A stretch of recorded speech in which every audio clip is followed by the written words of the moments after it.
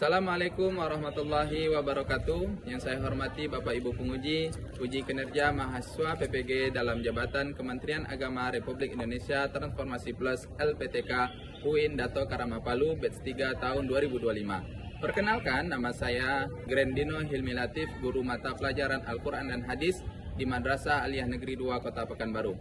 Saya adalah mahasiswa pendidikan profesi guru dalam jabatan Kementerian Agama Republik Indonesia Transformasi batch 3 tahun 2025 di LPTK UIN Dato Karama Palu dengan NIM 25172232. Pada hari ini Jumat 10 Oktober 2025 saya akan melaksanakan praktik pembelajaran dalam rangka penilaian uji kinerja UKM PPG batch 3 tahun 2025 pada materi perbuatan keji kelas 11 mata pelajaran Al-Quran dan Hadis. Terima kasih, mohon arahan bimbingannya dan selamat menyaksikan video pembelajaran saya. Wassalamualaikum warahmatullahi wabarakatuh. Assalamualaikum warahmatullahi wabarakatuh. Waalaikumsalam warahmatullahi wabarakatuh. 12 siapkan. Attention, attention. Stand up, please. Greeting. Assalamualaikum warahmatullahi wabarakatuh. Waalaikumsalam warahmatullahi wabarakatuh. Sit down, please. Before studying, let's pray to Allah. Bismillahirrahmanirrahim. Rabbi shrah li sadri wa yassir li amri wahlul 'uqdatam min lisani yafqahu qawli. Rabbi zidna ilman warzuqna fahma. Abdul Ihsan, Haikal Abimayu, M. Gilang, izin ya. Muhammad Al-Fatih, Muhammad Dafa, Muhammad Fabian, izin. Muhammad Hafiz, Muhammad Karunai, Reza Dwi, Sanapati Abian, Tengku Abian, Pindah. Aurelia Farah, Cynthia, Dinda, Vanessa, Fatia, Hana, Haura, Intan, Mutiara, izin. Nabila, Nabila Nafa, Novel Liza, Quinsa, Rizka, Syifa, Sis, Zakia, Zahira. Baik, Ananda, pada pertemuan hari ini kita akan membahas materi yaitu tentang menjauhi perbuatan keji atau dalam bahasa Arabnya fahsya. Apa bahasa Arabnya? Fahsya. Dalam konteksnya yaitu pergaulan bebas dan zina. Sebelum kita memulai, Bapak akan berikan video. Video ini kalian analisis, nanti Bapak panggil satu-satu untuk memberikan analisisnya. Silakan dicermati videonya.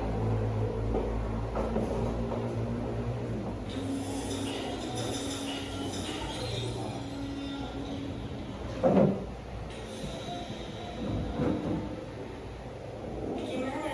Sudah dapat obatnya? Sudah, ini cuma kamu minum. Kata penjualnya, habis minum semua akan beres. Tapi aku takut. Gimana kalau nanti terjadi apa-apa? Sudah, tenang saja. Kata penjualnya hanya seperti sakit pernafasan. Jadi, menurutku mereka aneh.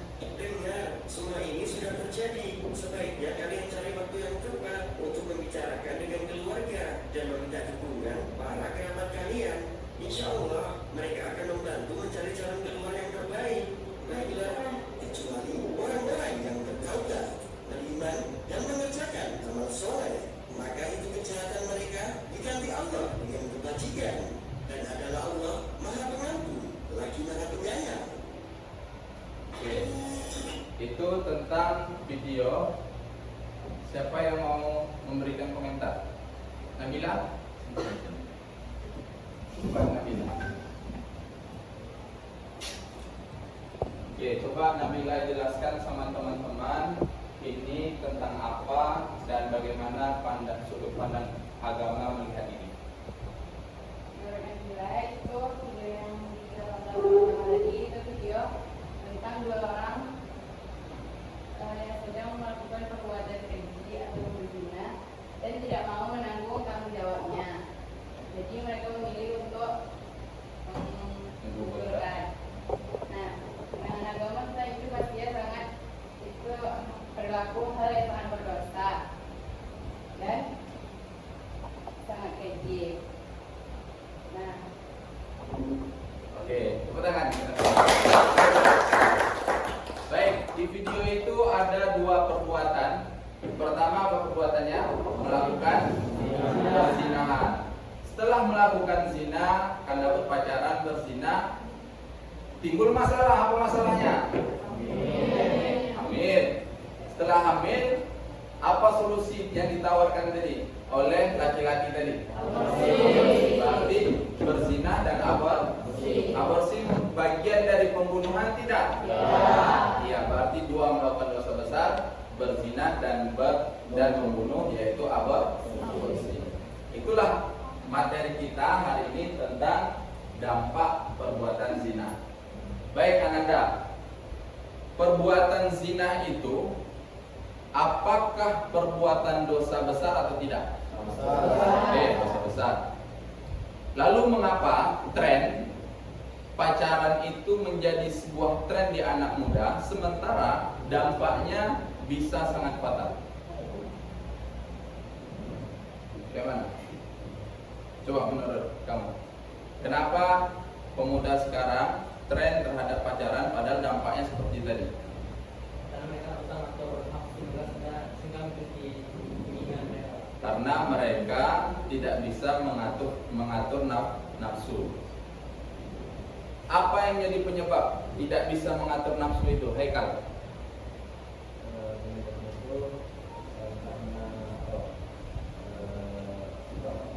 Karena suka terhadap Nabila.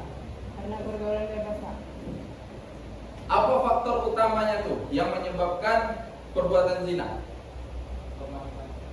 Lemah iman, karena imannya lemah sehingga melakukan perbuatan terlarang, yaitu bertentangan dengan nilai-nilai agama ataupun norma. Nah, ini yang harus menjadi catatan bagi kita semua, bahwasanya harus memperkuat keimanan sebagai benteng menghindari perbuatan keji, yaitu zina. Oke, silahkan kalian bagikan kelompoknya. Ada 3 kelompok tadi kita bagikan. Bapak nanti akan memberikan LKPD. Setelah itu Bapak akan menyampaikan tujuan pembelajaran. Silahkan ke kelompok masing-masing.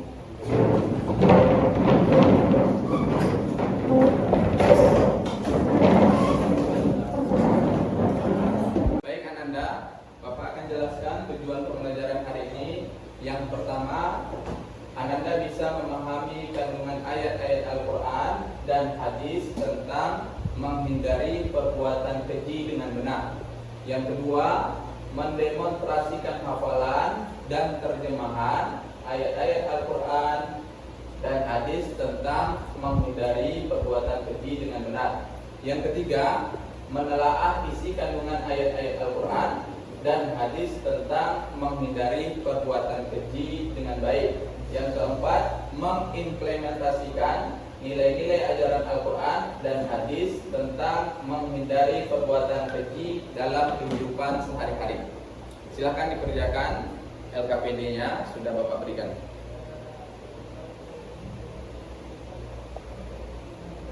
Sudah selesai? Ada berapa kasus? Satu. Dikaitkan ya dengan bagaimana dampaknya terhadap agama, lalu bagaimana menghindarinya. Dan kelompok 1 sudah selesai. Baik, teman-teman, Silakan kita lihat kelompok 1 mempresentasikan dari kerja kelompoknya. Silakan Isa.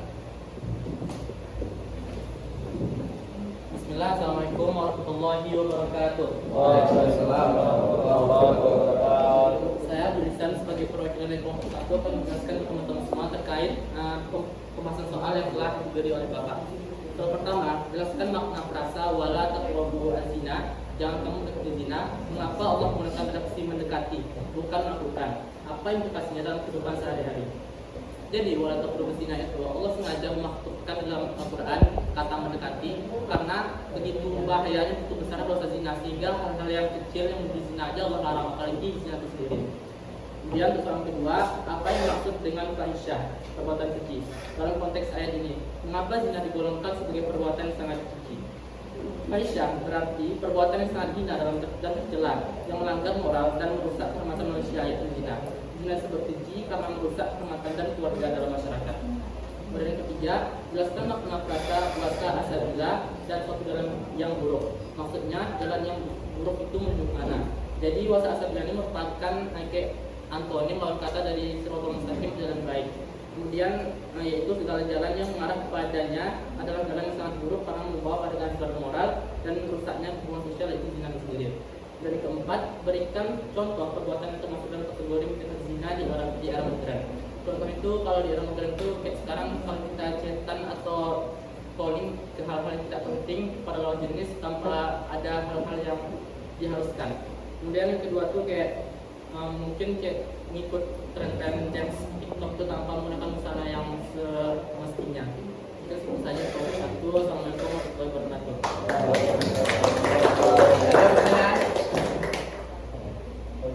Nah, kelompok Nabila boleh ada pertanyaan? Boleh satu? Ya boleh. Saya habis dari kelompok 3 ini bertanya. Kelompok 1. Ya, kelompok 1. Kan tadi kan tentang zina itu kan jangan mendekati zina. Lalu bagaimana orang terkena perkosa sama orang yang tak bertanggung perempuan? Nah, bagaimana seorang perempuan yang Karena itu tidak atas dasar kehendak dia kan, tapi atas perbuatan orang baik.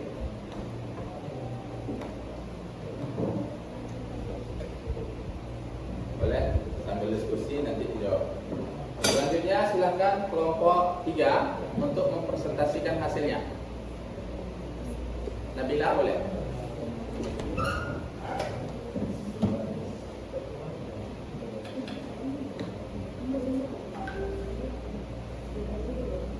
Jadi di sini kami mengambil kasus Coba semua perhatikan.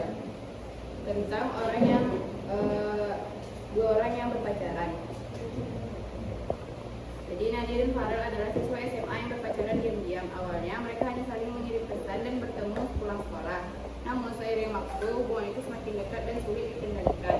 Mereka sering berduaan di tempat sepi, saling bersentuhan dan mulai melanggar batas pergaulan yang semestinya Oke, dijaga. bagaimana konsep agama Islam memandang itu?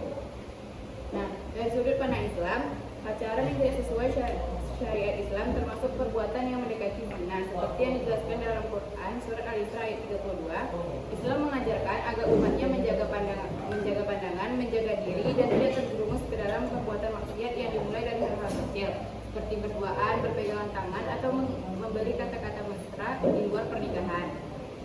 Selanjutnya, apa dampak negatifnya bagi diri sendiri? Dampak negatif bagi diri sendiri itu pastinya menurunnya nilai keimanan dan ketakwaan. Lalu kehilangan kehormatan diri, gangguan emosional seperti gelisah atau kecewa. Lalu rusaknya masa depan karena kehilangan fokus belajar dan lebih memilih fokus pada pacaran. Lalu rasa penyesalan ketika sudah sadar. Selanjutnya, bagaimana cara agar menghindari agar tidak terjerumus seperti kasus itu? Nah, di sini caranya adalah memperkuat iman dan takwa dengan memperbanyak zikir dan membaca Al-Quran serta berdoa, menjaga pergaulan antara laki-laki dan perempuan. Lalu membuka komunikasi dengan orang tua dan guru agar lebih mendapat pengarahan. Dan mengingat tujuan kita di masa muda adalah untuk belajar dan Dan jika menyukai seseorang, cukup jadikan motivasi. Oke, tepuk tangan.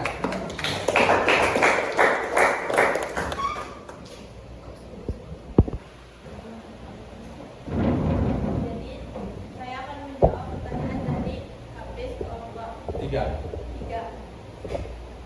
Kalau perempuan diperkosa, apakah itu termasuk zina? Jadi itu tidak termasuk zina, karena zina itu mau sama mau antara perempuan sama laki-lakinya. Sementara kalau diperkosa itu hanya laki-lakinya saja yang mau, Perempuannya nggak mau. perempuannya nggak mau dan dipaksa. Jadi perempuan itu tidak bersalah maupun berdosa sama sekali. Lalu juga kalau dalam Islam yang berdosa besar itu orang yang memaksa atau pelakunya. Korban malah harus dilindungi, dibantu dan jangan disalahkan. Oke, tepuk tangan. Jadi kalau ada seorang perempuan, dia mohon maaf misal diperkosa, itu kan bukan karena keinginan dia, tapi dengan catatan tentu dia harus menjaga agar dirinya tidak menjadi pusat perhatian. Makanya agama itu mengisyaratkan, memerintahkan kita untuk menutup aurat. Tapi kalau misalnya kita membuka aurat, mengumbar kata-kata mesra, terus kita diperkosa, itu karena salah kita. Tapi kalau dia sudah menutup aurat, dia menjaga diri dan dia terjadi kemalangan seperti itu bagian dari korban dan bukan dari perzinahan. Baik Ananda, kita lihat nih. Mengapa seorang ayah dan ibu itu tidak memberikan pisau yang tajam kepada anaknya? Kenapa? Karena takut anak itu terluka. Artinya ada aturan yang diberikan ayah kepada anak-anak tersebut supaya anak itu tidak terjadi apa-apa, terluka. Begitulah Allah memberikan kita aturan supaya melindungi kita, bagian daripada memuliakan manusia karena Allah mencintai makhluknya. Oleh karena itu di dalam Quran surah Al-Isra, apa bunyi tadi? Wala taqrabuz zina innahu kana fahisha wa sa'a sabila. Mendekati zina saja itu dilarang. Janganlah kamu mendekati zina.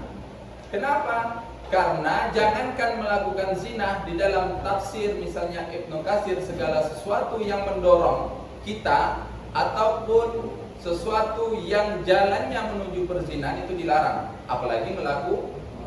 Coba misalnya sesuatu yang mendorong ke dalam perzinahan apa? 1.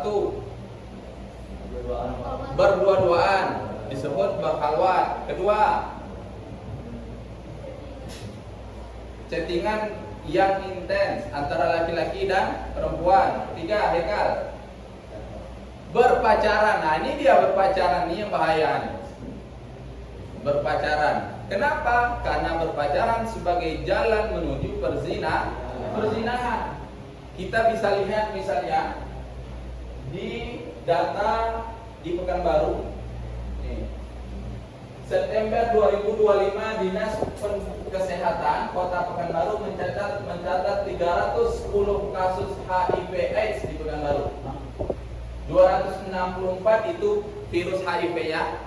Yang AIDS ini adalah sudah stadium lanjut, artinya fisiknya sudah lemah sekali. Kalau HIV tadi masih bisa diselamatkan tuh dengan ARV dan lain sebagainya. Tapi kalau sudah AIDS itu rentan sekali. Kecil harapannya untuk sembuh. Dan itu sudah 46 selama tahun 2020. Faktor utamanya karena HIV AIDS itu apa? Karena berpacaran, perbuatan zina. Yang kedua karena juga melakukan ataupun mengkonsumsi narkoba dari jarum suntik yang sama, dari satu orang ke orang lain, satu orang ke orang lain.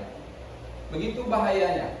Maka Islam memberikan keselamatan kepada kita untuk dilarang perbuatan yang mendekati zina.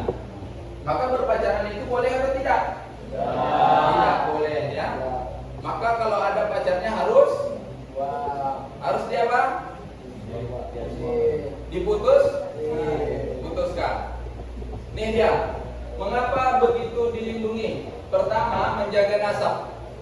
Jadi kalau perzinahan itu terjadi, nasabnya tak jelas. Kenapa? Karena di dalam agama, anak yang lahir dari perzinahan bukan karena pernikahan, maka anak tersebut tidak boleh nasabnya bin ayahnya, harus binti ibunya. Itu dari segi agama. Yang kedua, ayahnya walaupun nanti sudah menikah, lahir atau menikah dalam keadaan hamil, maka ayahnya tak bisa menjadi wali hakim, wali nikah daripada anak perempuan. Maka itu rusak sekali. Yang kedua, menjaga keutuhan masyarakat, mencegah hancurnya institusi pernikahan dan keluarga. Yang ketiga, mencegah penyakit HIV dan AIDS. Yang keempat, mencegah sakit hati, menghindari depresi. Yang kelima, menjaga kehormatan. Oleh karena itu, maka pembelajaran hari ini bahwasanya ketika kita sudah memahami ayat-ayat terkait tentang perzinahan, maka tinggalkan segala sesuatu yang menuju ataupun jalan yang mendorong pada perzinahan. Pacaran nggak boleh dan lain sebagainya. Paham? Paham. Haikal, paham? Komitmennya berarti tidak ada pacaran. Kalau kita sudah suka sama perempuan, laki-laki, silahkan menikah. Demikian kita tutup. Mudah-mudahan Ananda bisa mengaplikasikan dalam kehidupan sehari-hari. Wassalamualaikum warahmatullahi wabarakatuh.